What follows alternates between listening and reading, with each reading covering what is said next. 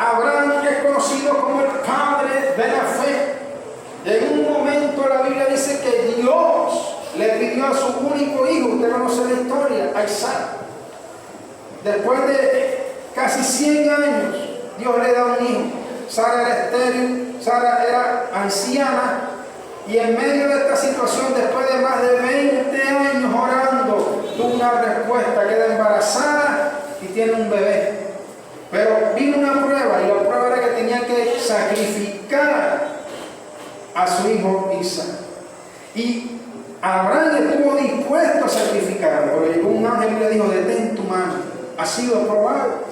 Fue probado. Mire la diferencia entre un ataque satánico, una prueba, y salió victorioso, adoró al Señor y siguió siendo bendecido por Dios. Pero hablemos de la tentación, que es una cosa muy diferente. Usted y yo hemos pasado por todo esto: pruebas, dificultades, tentaciones, y algunos estamos pasando por un proceso de Dios. La Biblia dice que el rey David estaba en su casa sentado y era el tiempo de salir a la guerra, y todo el ejército salió a la guerra, pero él se quedó en su casa, en el terrado de su casa. Allí se quedó paseando, estaba de holgazán. Y esto es peligroso cuando uno está desocupado, la mente comienza a pensar cosas que no son.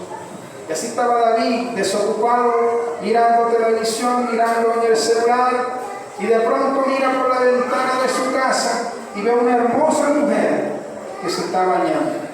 Es una tentación.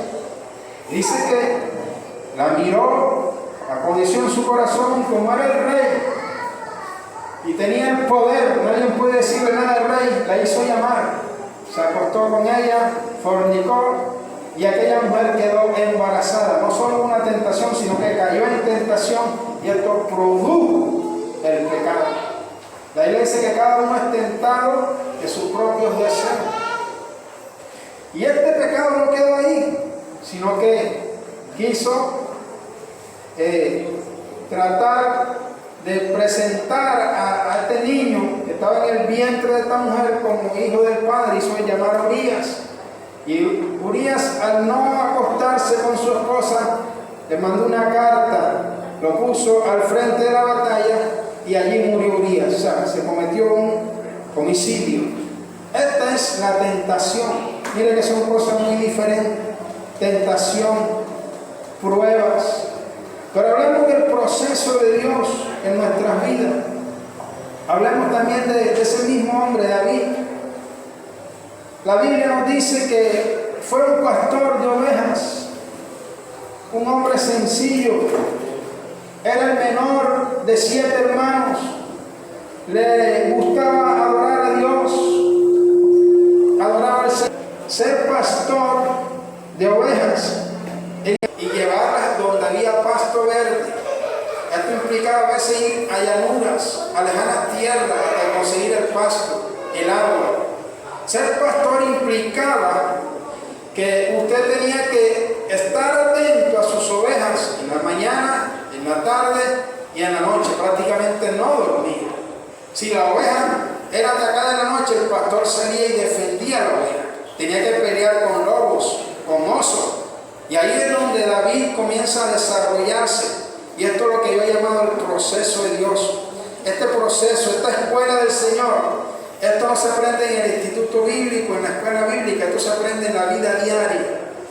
Con su papá, con su mamá, en el trabajo, con el empleador. Cuando usted va por la calle manejando, se atraviesa alguien, con las dificultades de la vida. Y David era como ese buen pastor. Allí aprendió la paciencia, la tolerancia. Y la Escritura nos dice que él cuidaba de las ovejas. Le tocó pelear con osos, le tocó pelear con leones, pero ahí estaba adorando al Señor, y nunca pasó por su cabeza, y quiero que esté atento a esto, ser un rey, ser la máxima autoridad en el pueblo de Israel. Él simplemente adoraba a Dios en medio de la crisis, de la adversidad, de la necesidad, adoraba al Señor. Pero la Biblia dice que fue llamado un día. Llegó el profeta Samuel a ungir a todos los hijos de Isaí.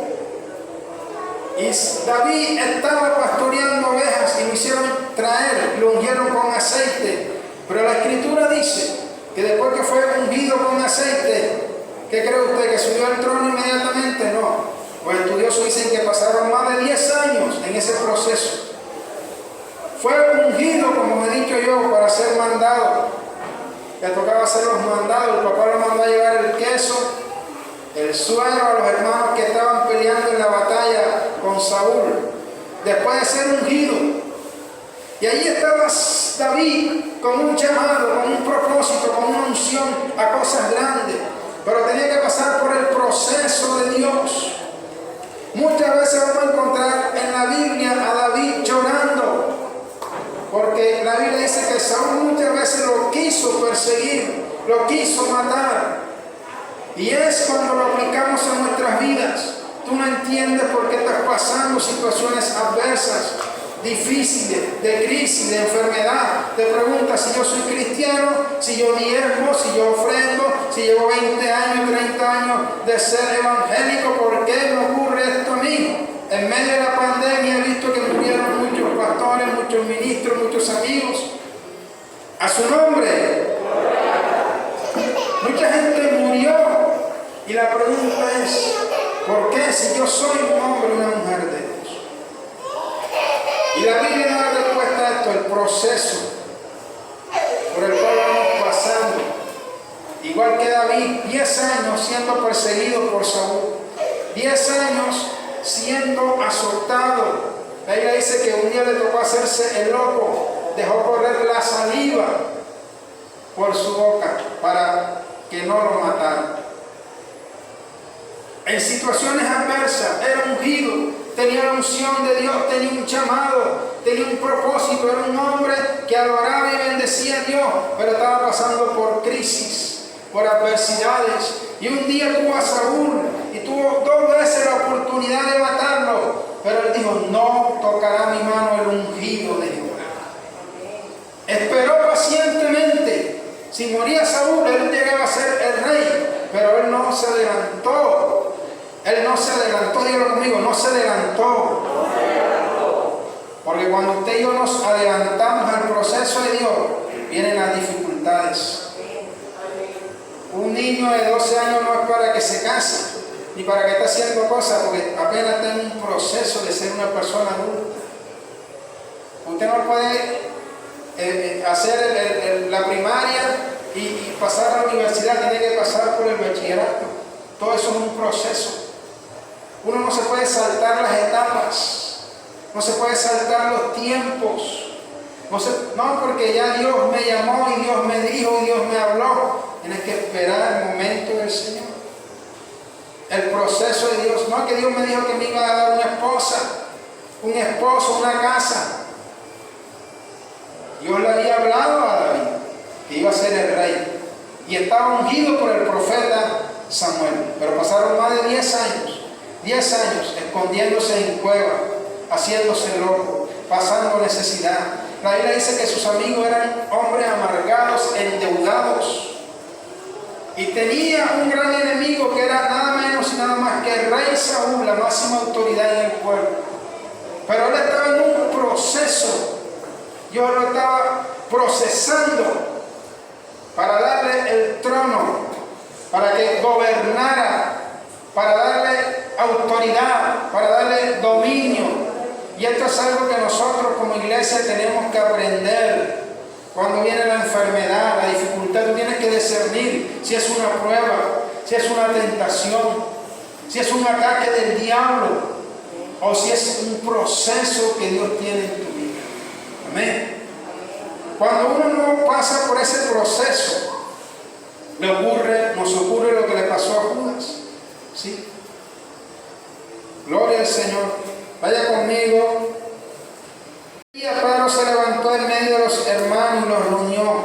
Eran como 120 en número y dijo: varones hermanos, era necesario que se cumpliese la escritura en que el Espíritu Santo habló antes por boca de David acerca de Judas, que fue guía de los que prendieron a Jesús, y era contado con nosotros y tenía parte en este ministerio. Este pues con el salario de su iniquidad adquirió un campo y cayendo de cabeza se reventó por la mitad y todas sus entrañas se derramaron.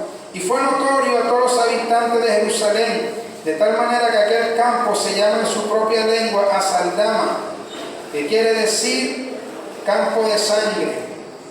Amén. Pero yo quiero que usted mire una parte interesante ahí. El campo que compró Judas con el salario que recibió por la venta del Señor Jesucristo se llamaba primero el campo del alfarero. Dígalo conmigo. El campo del alfarero.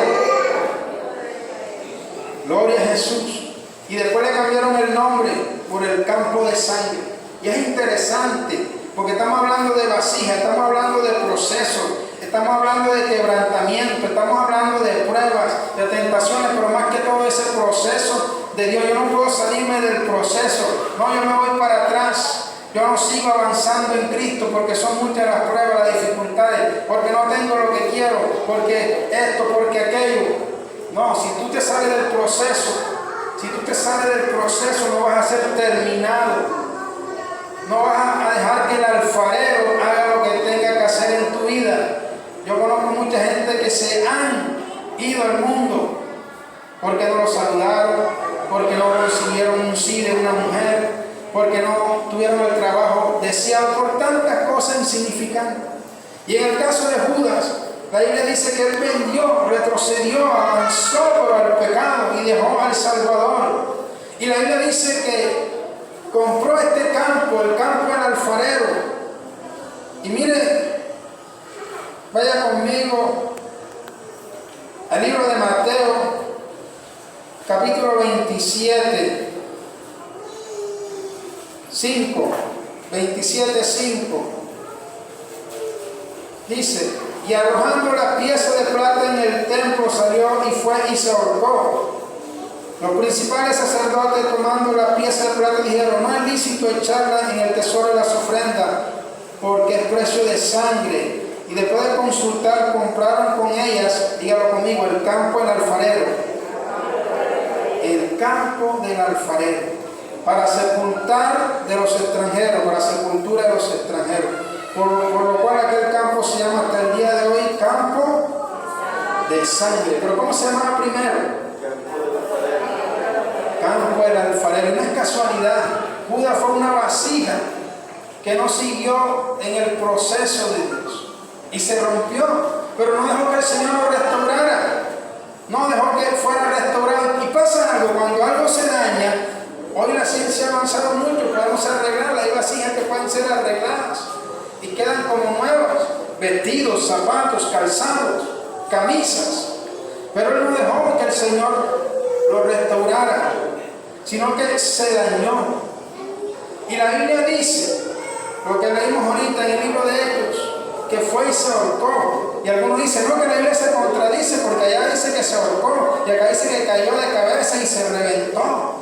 No se contradice, se ahorcó. Y es posible que las sogas se hayan partido. ¿Dónde estaba él? En el campo del alfarero. Ahora imagínense, ¿cuál era ese campo? ¿Qué pasaba ahí? Cuando una vasija se dañaba, la llevaban a ese campo y ahí la tiraban. Imagínense ustedes, eran una cantidad de cosas como vidrio que cortaban, pedazos de tiestos, estaba lleno ese campo. Y Judas se ahorcó ahí, y la soga se parte y él cae de cabeza. Y todo lo que tenía por dentro salió. Eso fue algo terrible, espantoso. ¿Quién fue Judas? Fue un hombre que caminó con el Señor, que hizo milagros, que hizo señales. Tuvo tentaciones, sí, tuvo pruebas, sí. Pero ¿qué no soportó? No soportó el proceso de Dios. El proceso. Diferente a David, 10 años de persecución, de angustia, de enfermedades, pero en su tiempo Dios lo puso como el rey de Israel. Terminar el proceso. La Biblia dice que nosotros no somos de los que retrocedemos, sino de los que avanzamos. Si usted me dice, hermano, ¿cuántos años te tiene en el Señor? Tengo más de 30 años, llegué siendo un niño. ¿Y cómo ha sido estos 30 años? Difícil, con pruebas, dificultades, 21 años de casado. Tentaciones, sí, bastante. Luchas, bastante. Hemos peleado con el mismo diablo. No daría el tiempo para contarle. Hemos tenido luchas espirituales terribles, adversidades, pruebas, pero Dios nos ha dado la victoria.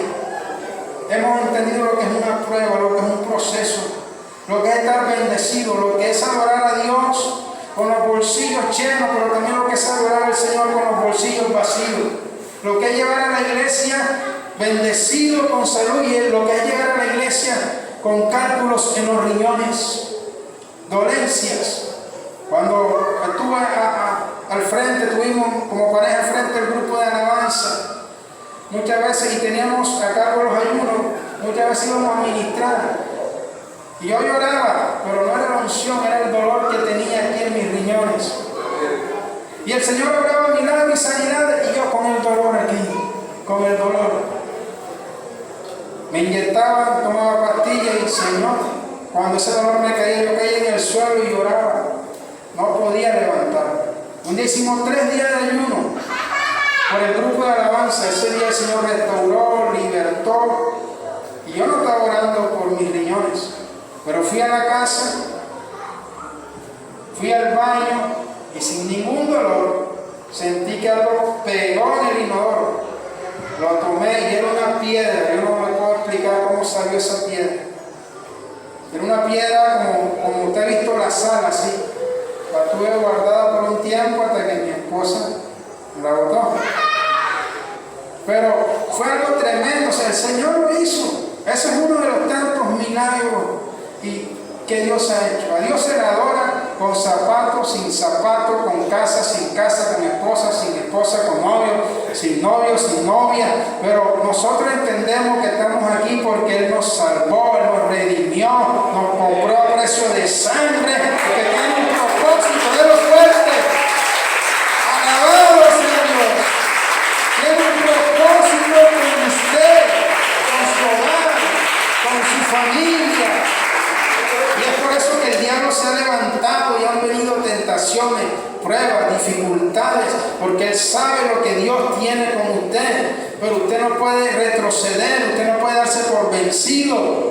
Usted tiene que seguir avanzando, dejar que el Señor termine el proceso. Y cuando el proceso esté terminado, su precio va a ser tan alto que no cualquiera va a tener acceso a usted, solo los reyes. Porque la mejor vasija iba para el rey. Para el rey iba lo mejor y era procesada. Todo lo que lleva, lo que es excelente lleva un proceso. Son 24 años. Y no ha sido fácil, mis hermanos. No ha sido fácil. No ha sido fácil, pero Dios ha estado aquí.